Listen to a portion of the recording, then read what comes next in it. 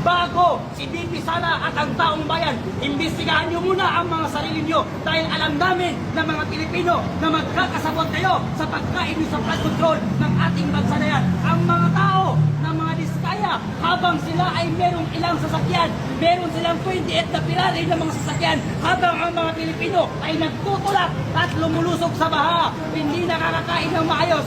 Meron pala, sa kabila ng paghihirap natin, pagpapakarulog natin sa baha, meron palang mga politiko at mga kontraktor na nagpakasasabayan ng pera ng kabanang bayan natin, mga kababayan.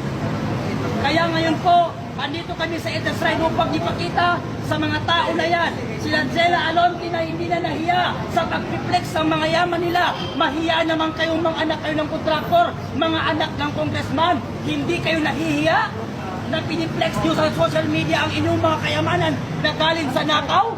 Hindi ba kayo nahihiya habang kayo ay kumakain na nagkakahalaga ng 759,000 na pera habang ang mga Pilipino ay nagugutom?